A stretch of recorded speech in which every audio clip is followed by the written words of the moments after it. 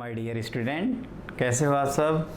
बढ़िया, अच्छे से हो गए आप सब लोग, और आप लोगों की तैयारी भी बहुत अच्छे से चल रही होगी, ऐसा मैं उम्मीद करता हूँ।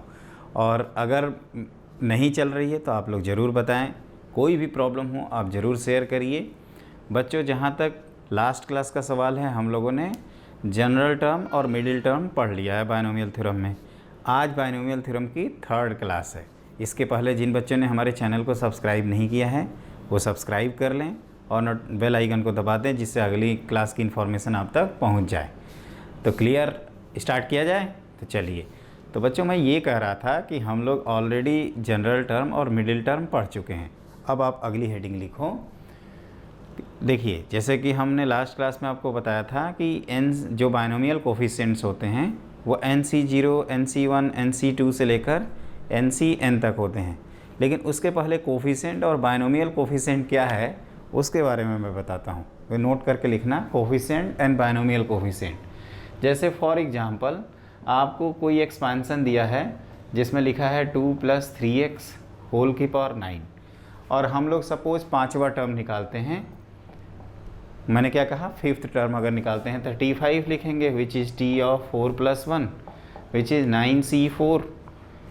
2 की पावर, इनका डिफरेंस लिखते थे तो 5, और 3x की पावर क्या लिखा जाएगा, तो ये 4, क्योंकि दोनों का सम कितना होना चाहिए बच्चों, 9 के इक्वल। तो देखिए, ये हो गया आपका 9C4, 2 की पावर 5 इंटू 3 की पावर 4 मल्टीप्लाइड बाई x की पावर 4। तो एक चीज़ ध्यान रखना, अगर आपसे पूछा जाए, ये नोट करके लिखिएगा, क्योंकि आगे देखा हूँ कई बच्चों को इसमें प्रॉब्लम होती है और ना समझने की वजह से वो बेचारे क्वेश्चन सॉल्व नहीं कर पाते हैं। तो ये नोट करके आप लिखो कि यहाँ पे अगर कोई पूछे कि कोफिशिएंट ऑफ x की पावर 4 कितना है, तो आप लिखोगे 9C4 मल्टीप्लाइड बाई 2 की पावर 5 मल्टीप्लाइड बाई 3 की पावर 4। ये कोफिशिएंट हो गया। और बायनोमियल कोफिशिएंट मतलब NCR। अगर आपसे कोई पूछे कि बायनोमियल कोफिशिएंट ऑफ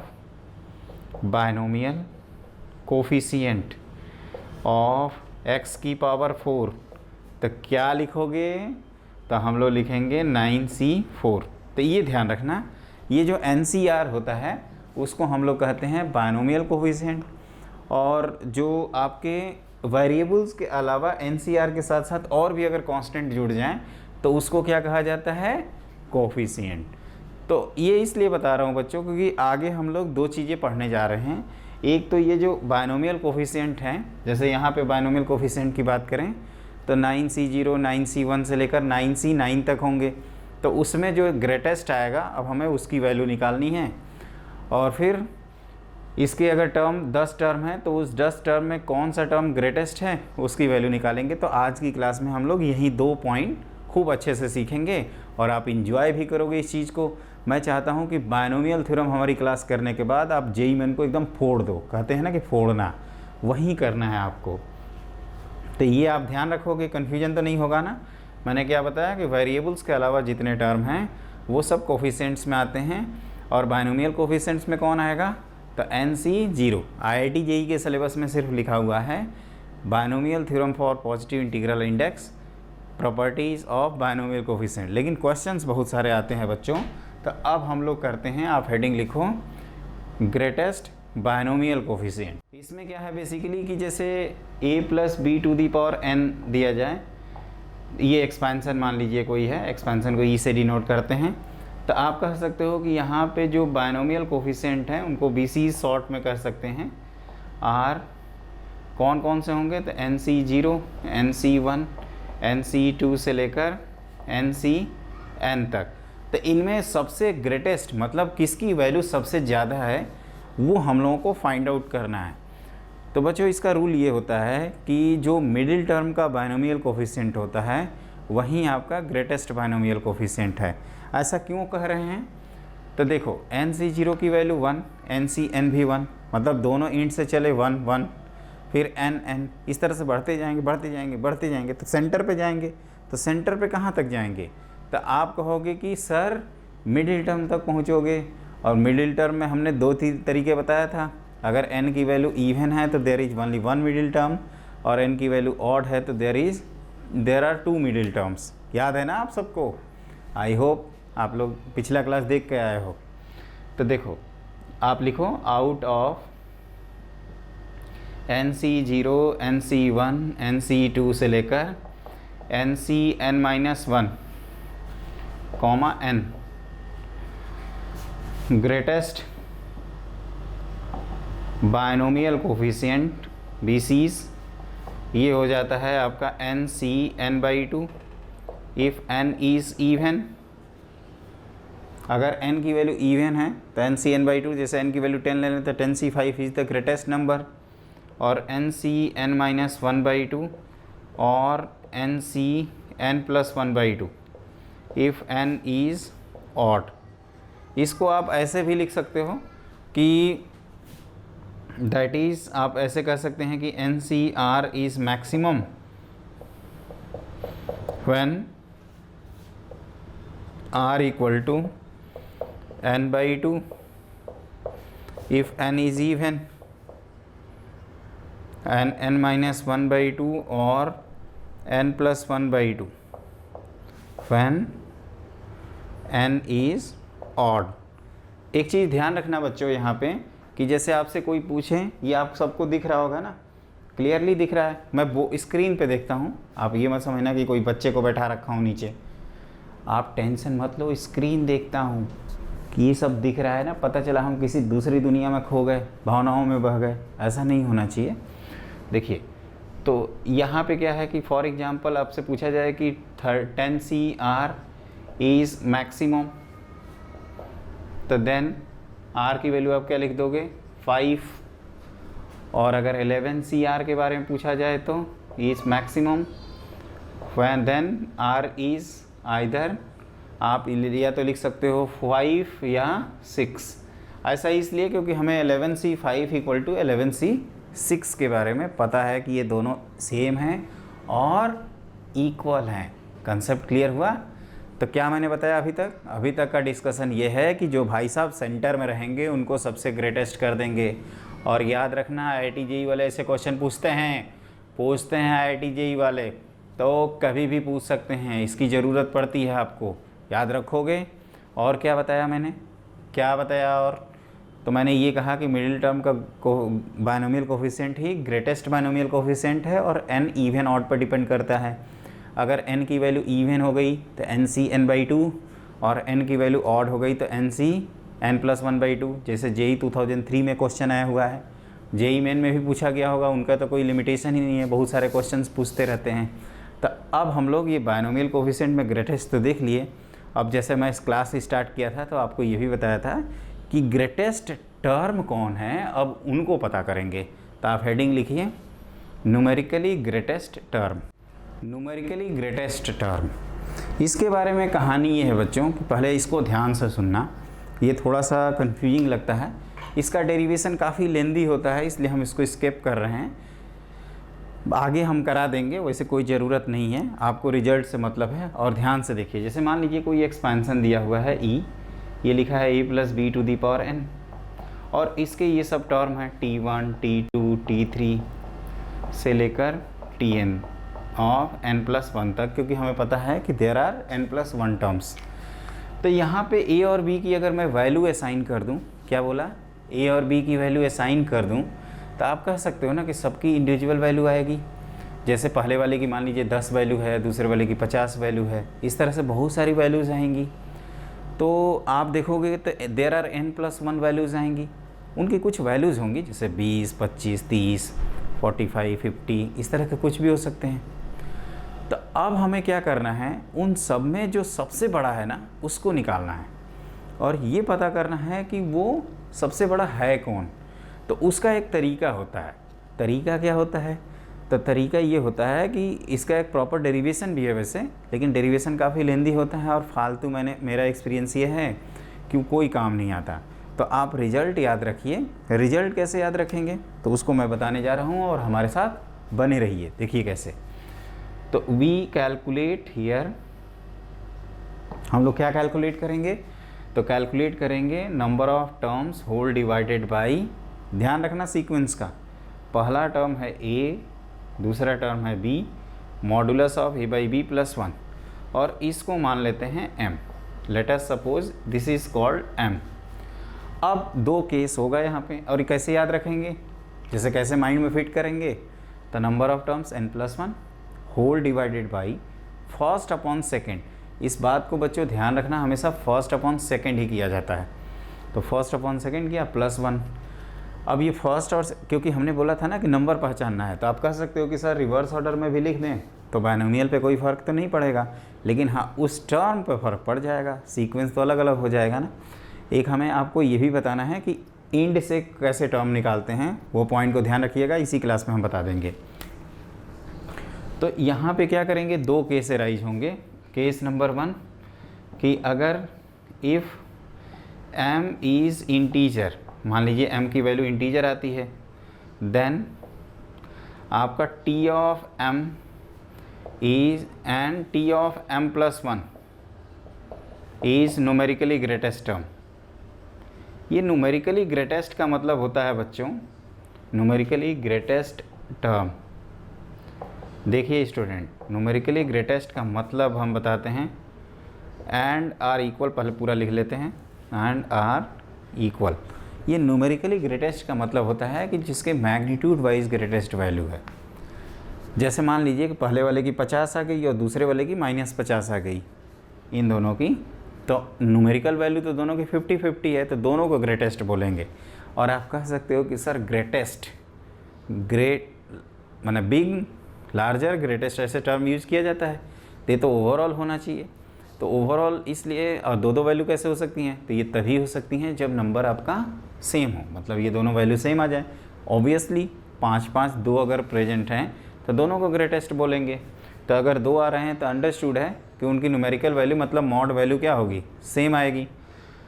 और ये ध्यान रखिएगा कि ये इक्वल भी होंगे। दूसरी चीज़ ये इसमें इम्पॉर्टेंट ये ध्यान रखना है कि न्यूमेरिकल ग्रेटेस्ट का मतलब तो बता ही दिया, मॉडुलस वैल्यू, जैसे एक का 50 एक का -50 है, तो दोनों की न्यूमेरिकल वैल्यू सेम कही जाएगी। अब देखिए क्या करते हैं, इसमें दो केस 2 होता है, वो आपका थोड़ा इंटरेस्टिंग है। अगर मान लीजिए m की वैल्यू इंटीजर नहीं आती है, ऐसा हो सकता है कि आपका m इंटीजर ना हो, m इज़ नॉट इंटीजर ऐसे भी लिख सकते हो, इज़ नॉट इंटीजर, देन कौन होगा numerically greatest, the greatest integer of m+1 is numerically greatest term, numerically greatest term. और ये भी ध्यान रखिएगा कि here where bracket denotes greatest integer function, greatest integer function, इस बात को आप ध्यान रखेंगे। जैसे फॉर एग्जांपल अगर m की वैल्यू आपकी 4.5 आ गई, देन t ऑफ 5 को हम लोग न्यूमेरिकली ग्रेटेस्ट बोल देंगे, और m की वैल्यू अगर 4 आ गई तो देन t4 एंड t5 दोनों को बोल दिया जाएगा। तो ये बात ध्यान रखिएगा आप। और m की वैल्यू अगर 5 के इक्वल आ गई तो 5 और 6, 5th और 6 दोनों टर्म हो जाएंगे। और बच्चों सबसे इम्पॉर्टेंट चीज़ क्या है कि यहाँ r की जो वैल्यू होती है वो r+1 फॉर्मेट में जब जनरल टर्म निकालते हैं तब वैल्यू कंपेयर करते हैं। जैसे t5 के करस्पॉन्डिंग जो r है वो 4 है, इसके करस्पॉन्डिंग जो r है वो 3 है, इसके करस्पॉन्डिंग जो r है वो क्या है, 4 है। ये बात कंफर्म पता चली। तो ये आपका रिजल्ट है, इसको ध्यान रखिएगा। ऑर्डर को अपन मन से मत चेंज करना। n+1 number of terms whole divided by first upon second का मॉडुलस +1। अब ये अगर इंटीजर आ जाता है तो 2 आंसर आएंगे, और अगर नॉन इंटीजर आता है तो 1। तो इसको आप प्रॉपरली इत्मीनान से नोट करिए। फिर हम लोग करते हैं इस पे बेस्ड क्वेश्चन। तो स्टार्ट किया जाए, चलिए करते हैं। नोट कर लिया सबने? आई होप सब लोग नोट कर लिए होंगे। तो अब हम लोग क्वेश्चन करेंगे बच्चों। क्वेश्चन हमने बोर्ड पे लिख रखा है, in the expansion of 3/2 plus x/3 whole to the power n when x equal to 1/2 it is known that 6th term is the greatest term, then find the possible values of n। ये हमें question करना है।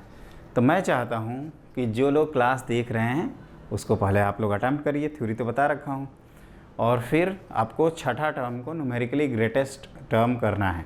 तो n+1/mod(a/b) को अब सोचना है कि कहाँ से कहाँ तक लाई कराएं, तो उसके करस्पॉन्डिंग क्या आ जाएगा n। और एक चीज़ ध्यान रखो, x की वैल्यू अगर कभी मिसिंग है, जैसे यहाँ पे इन्होंने लिख दिया है कि x की वैल्यू 1/2 के करस्पॉन्डिंग, लेकिन अगर कभी टर्म मिसिंग हो एग्जाम में तो आप उसको 1 मान के कैलकुलेट कर लेना। क्लियर? क्योंकि 1 इसलिए क्योंकि अगर डिफ़ॉल्ट केस क्या है 1, अगर आप कोई और वैल्यू लोगे तो हो सकता है इधर उधर हो जाए, लेकिन मोस्टली दिया रहता है बच्चों, तो उसके लिए सोचना नहीं है, वो दिया ही रहेगा। बाई चांस कभी गलती से नहीं दिया है तो 1 मान लेंगे। तो स्टार्ट करते हैं। अब हम चाहते हैं कि अपना छठा टर्म न्यूमेरिकली ग्रेटेस्ट हो। ध्यान से देखिएगा इसको कैसे सॉल्व कर रहे हैं। तो जो अपना m था वो कहाँ से कहाँ तक लाई करेगा, तो छठा के लिए मैंने क्या बताया था 5 पॉइंट समथिंग, मतलब ये वैल्यू 5 से ग्रेटर और 6 से लेस होनी चाहिए। अब देखते हैं कि छठा टर्म अगर यहाँ इक्वालिटी लगा दूँ, ध्यान से सुनना, 5 पे क्या लिखवा था, पाँचवा और छठा, मतलब 5 भी काउंटेड है, और 6 पे 6 और 7, तो 6 और 7 जब भी आएंगे तो 6 तो हाईएस्ट हो ही जाएगा उस केस में। तो आप ये डायरेक्टली लिख सकते हैं, हियर m लाइज बिटवीन, और m क्या है तो n+1/mod(a/b) +1, और एक्सपेंशन क्या है a+b⁴n। थ्योरी में एकदम क्लियर रहिए, क्वेश्चन तो आपसे हो ही जाएगा। अब हमें क्या करना है, वैल्यू लिखनी है। तो n+1 कितना है, तो n+1 लिखा जाए, और फर्स्ट अपॉन सेकंड करेंगे तो देखो क्या होता है। फर्स्ट इत्मीनान से लिखना 3/2 होल डिवाइडेड बाई x, तो दिस इज़ 1/2, और ऊपर जाएगा ये 3 + 1, ये लेस देन और इक्वल टू 6। यहाँ तक क्लियर हो गया। अब इसको थोड़ा ध्यान से देखें तो ये 2 कैंसिल, ये 9 + 1 कितना हो जाएगा 10, तो ये 5, और इधर n+1/10, और इधर आपके 6 के इक्वल। तो मल्टीप्लाई करेंगे तो 50, ये 49, एक बार 50 - 1 49, और ये n। अगर आपको दिक्कत होती है तो एक स्टेप और लिख लीजिए, this is 50, cross multiply positive number से इनइक्वालिटी में बच्चों कर सकते हैं, तो ये हो जाएगा n+1, और इधर 60। अब हम n के बारे में लिखेंगे तो 49 से कहाँ तक 59, हैंस n इंटीजर है, कुछ दिया नहीं है तो वही हम लोग मानेंगे पॉसिबल वैल्यूज़ ऑफ n, और ये लिखा रहेगा आपका n इज़ इंटीजर, क्योंकि तभी हम लोग n+1 वाला टर्म लगाए हैं, ये मेंशन रहता है पॉसिबल वैल्यू ऑफ n। कौन कौन से आएंगे तो 49, 50, 51, 52 से लेकर कहाँ तक तो 59 तक। तो ये रहा इस पे बेस्ड क्वेश्चन। आपसे आइडेंटिफाई करने के लिए भी आ सकता है, तो आप सिंपली क्या करना है m+1 निकाल लेना, और m+1 की जो वैल्यू आएगी उसके बेसिस पे, जैसे हमने दिखाया था ना 4.5 के लिए 5वां टर्म, और 4 के लिए 4th एंड 5th दोनों, या 5 के लिए 5 और 6 दोनों। तो ये हमने उसी तरह से किया है। हमें छठा टर्म को न्यूमेरिकली ग्रेटेस्ट करना है, तो हमने क्या किया है कि अपना जो नंबर है m, जिसको हम लोग n+1/mod(a/b) कह रहे हैं, उसको हमने 5 से 6 तक रख दिया। अगर 7वां कहता तो 6 से 7 रख देते, 9वां कहता तो 8 से 9 रख देते, 50वां कहता तो 49 से 50 कर देते। मतलब ये जो लिखा है वो यहाँ पे है, मगने की ज़रूरत नहीं है बच्चों, आराम से समझिएगा। तो ये इत्मीनान से आप मॉड से रिलेटेड ये वैल्यू तो आप देख ही रहे हैं, 2 कैंसिल, ये 3 + 1 10, 10 क्रॉस मल्टीप्लाई कर देंगे क्योंकि पॉजिटिव नंबर है, और ये आ जाएगा 49 से कहाँ तक 59, और इंटीजर n कौन कौन से होंगे तो 49 से लेकर 59। मैं पूछूं कि वैल्यूज़ कितनी है वैल्यूज़ बताओ 49 से 59 तक, तो गिनो ये कितने हो गए, 9 और 2 11 वैल्यूज़ आएंगी। तो आपसे इंटीजर टाइप में क्वेश्चन पूछा जा सकता है, इनफैक्ट पूछा जा चुका है। तो इसको ध्यान रखिएगा, जो रेलेवेंट चीज़ें हैं, जो जेन्युइन चीज़ें हैं, उसी को मैं डिस्कस कर रहा हूँ बच्चों। और ये हाँ, ये ज़रूर है कि इसके क्वेश्चन उतने ज़्यादा नहीं आते, लेकिन एक इम्पॉर्टेंट आप हेडिंग लिखो, जैसे कि मैंने बताया था कि आपको लास्ट में बता दूंगा। देखिए हमने जनरल टर्म स्टार्टिंग से तो पढ़ लिया, लेकिन एंडिंग से कोई पूछ ले तो आप लिखो pth term from the end. a+b⁴n में अगर आपको pth टर्म लास्ट से ढूंढना हो तो उसका क्या तरीका है, तो आप ऐसे लिख सकते हैं pth टर्म। और हम लोगों को बच्चों पता है कि जब एक्सपेंशन लिखते हैं तो आप उसको रिवर्स ऑर्डर में लिख सकते हैं, क्योंकि राइट साइड की वैल्यू तो सेम ही रहेगी। The peer term from in, आप इसका एक शॉर्टकट याद रखिए, इक्वल टू आप कह सकते हो T P of in a plus B to the power n। तो आप क्या करिए, बस इनको एक्सचेंज कर दीजिए, तो b plus A to the power n। जैसे फॉर एग्जांपल अगर आपसे पूछा जाता कि सिक्स्थ टर्म फ्रॉम इन मान लीजिए लिखा है 3x² minus 2x whole to the power 10, तो हम लोग क्या लिखते हैं, t6 of minus 2x exchange कर दिया हूँ प्लस 3x² होल की पावर 10, और ये कितना हो जाता, तो ये t ऑफ 5 प्लस 1 लिखते हैं, तो ये आता है आपका 10c5 minus 2x to the power 5 and 3x² to the power again 5 के इक्वल। तो ये आपको ध्यान रखना है, बहुत आसान चीज़ है, आप केवल एक्सचेंज करना, और एक्सचेंज जब कर रहे हो ना इम्पॉर्टेंट, तो ये साइन को भी ध्यान रखना, केवल ये नहीं कि b माइनस ए कर दिया, ये लिखेंगे a माइनस बी अगर है तो माइनस बी प्लस ए, मतलब हमें टर्म को साथ में साइन के साथ एक्सचेंज करना है, तो उस बात का आप ध्यान रखिए, और ये तो आप कैलकुलेट कर ही लेंगे, जब चाहें कर सकते हैं बच्चों। तो ये क्लियर हो गया। तो बताइए फटाफट हम लोगों ने आज की क्लास में क्या किया।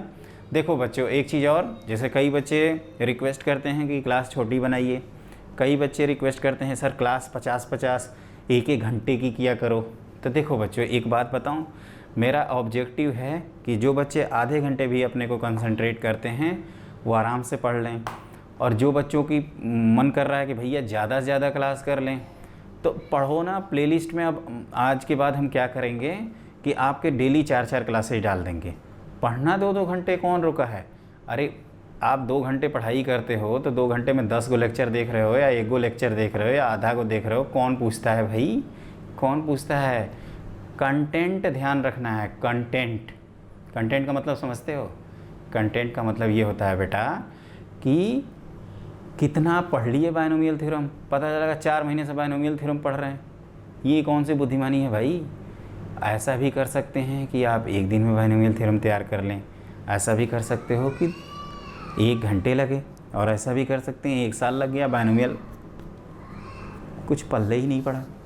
तो ऐसा मत करना। हम क्या कर रहे हैं, मेरा ये है कि मैं हमेशा 20 से 30 मिनट के बीच में, या 20 से 40 है हमारा रेंज, थोड़ा बहुत टॉपिक के अकॉर्डिंग चेंज होता रहता है, तो उसमें माइंड मत करिएगा, आप आराम से पढ़िए। अगर आपको मान लीजिए और पढ़ना है तो और वीडियो देखिए, फिर अपने को भी तो पढ़ना है, खाली क्लास देखने से तो होगा नहीं। फट्टेबाज तो बहुत मिलेंगे, फेंक रहे हैं सब, है ना, लेकिन आपको क्या करना है वो आपको ध्यान रखना होगा। तो वो ध्यान रखिए, और जितना मैं कह रहा हूँ उतना करते जाइए आराम से। आप हमारा जैसे बायनोमियल थ्योरम कंप्लीट हो, वेबसाइट पे जाओ www.futureiitn.com पे, प्रैक्टिस सेशन वाले में हमने तो पूरा ओपन ही कर रखा है, देयर इज़ नो सीक्रेट। कुछ सीक्रेट तो है नहीं कि मैं ये पढ़ता हूँ और दूसरा चीज़ पढ़ाता हूँ, तो वही चीज़ कराऊँगा बच्चों, क्योंकि जितना हमारे वेबसाइट पे पढ़ा है ना, अगर उतना भी मैं 100% किसी बच्चे को करा दिया तो वो AIR 1 लाएगा मैथमेटिक्स में पूरे इंडिया में, इतना मेरे को पता है। तो आप क्या करिए, आराम से पढ़िए और हमारे चैनल को सब्सक्राइब कर लीजिए, और ज़्यादा से ज़्यादा बच्चों को ऐड करवाइए। आज की क्लास के लिए बस इतना ही, लेकिन अगली क्लास में क्या पढ़ेंगे वो मैं बता देता हूँ, ताकि आपको अगली क्लास क्लिक करने से पहले चीज़ें तो पता हो, क्योंकि हम कुछ सीक्रेट नहीं रखना चाहते। कोई भी बच्चा एकदम ओपन है आएगा, ऐसा नहीं कि एक वीडियो में पूरा बुद्धू बनाऊंगा कि लास्ट तक वीडियो देखिए तब आपको पता चलेगा, लास्ट तक वीडियो देखिए तब आपको पता चलेगा, ऐसा कुछ नहीं है बच्चों। क्योंकि जो टाइम आपका है ना, वही मेरे लिए इम्पॉर्टेंट है, उसको मैं पैसे से नहीं तोल सकता या किसी चीज़ से कि वो कितना कीमती है, वो प्राइसलेस है, उसकी कीमत नहीं लगाई जा सकती, अनमोल है हमारे लिए। आपका लाइफ, आपका टाइम और आपका सिलेक्शन हो जाए, यही हमारे लिए सबसे बड़ी बात है कि आप सेटिस्फाइड रहो और हमें फ़ोन करके बताओ कि सर यहाँ हम पहुँच गए इस NIT IITs और IIITs में, तो वो हमें खुशी होगी। अगली क्लास में बच्चों हम लोग पढ़ेंगे प्रॉपर्टीज़ ऑफ बायनोमियल कोफिशिएंट से रिलेटेड क्वेश्चन एंड कंसेप्ट्स।